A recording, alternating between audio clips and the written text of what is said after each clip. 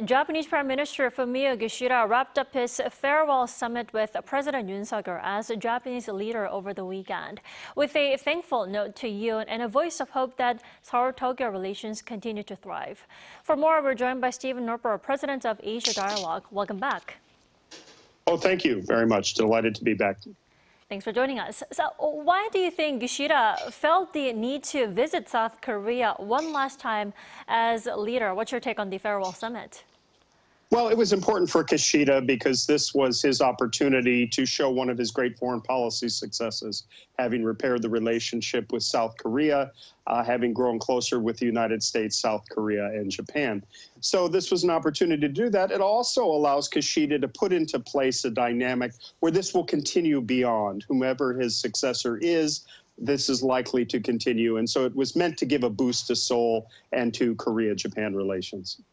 Right, and let's talk about the outcome of the summit. The two leaders signed an agreement that they will help their people to evacuate in case of a conflict in a third country. Now, how meaningful is this deal? I mean, why did Japan request to do so with South Korea?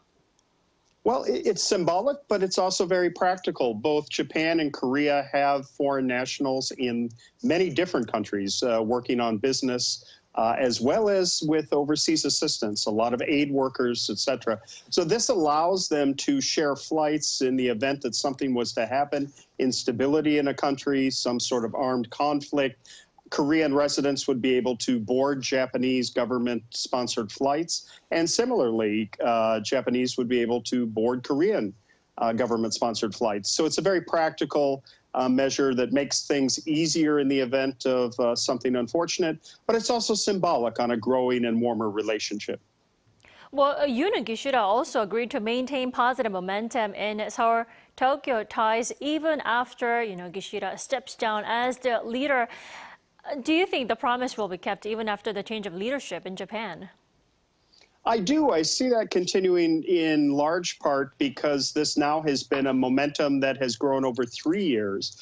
It has taken place in terms of a dozen meetings between the Japanese and South Korean leaders. Also the trilateral meetings, the meetings with the United States, Japan, and Korea. So this has a very heavy momentum, and so it should continue. That's really to no one's advantage to disparage that or to try to take that into a negative direction. And so hopefully this will continue. It's developed really well, and there's real opportunity and benefits for Korea, economic benefits, jobs for young Koreans, certainly the appeal of K-pop and other K-culture in places like Japan. So there are economic benefits as well as political partnership. Well, what many experts believe is that the trilateral cooperation between Seoul, Tokyo, and Washington will also remain solid even after the change of leadership, not just in Japan and also in the U.S. Are you also on the same page? Oh, absolutely, in the sense that the global dynamics right now are very concerning.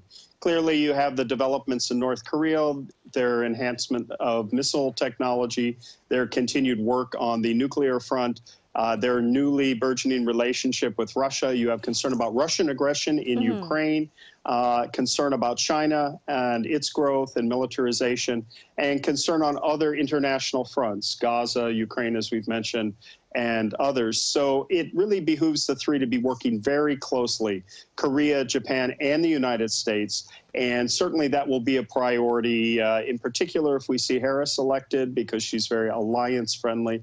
But we will see, I think, a continued close relationship among the three.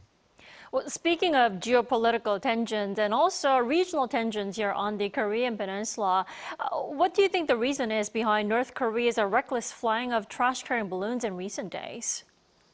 Well, they're continued irritants, and they're meant to provoke, but they're meant to be low-level irritants. They're not missiles, they're not artillery, but they are meant to irritate and to bother you, sure. And so the best response is to minimize the response, to turn down the volume and not respond to those provocations or ratchet up rhetoric, because that's exactly what North Korea wants in this case. So it's an irritation. It's something that's not pleasant to deal with, but it's one where calmer heads need to prevail, and that's in everyone's interest. Right, and what I've noticed recently is that North Korean leader's sister Kim Yo-jong has been, relatively quiet lately, especially after speculation that her niece Jue is next in line in the regime. Why so quiet? What do you think? Well, I wouldn't read too much into that in the sense that there's always positioning within the DPRK regime. So at some points, certain people are more vocal than others. That happens with officials. But within the family, one would think that the Kim family keeps things rather close. And so you'll see modulation over time. But there's no doubt that both the sister and the daughter are influential in the eyes of Kim Jong-un. And certainly, I think treating both with that expectation is probably in everyone's interest. So we'll keep an eye on and see exactly where things go. But I wouldn't overstate the concern here. Alrighty, thank you so much for your insights. As always, we appreciate it. Thank you. My pleasure. Always great to be with you. And aloha.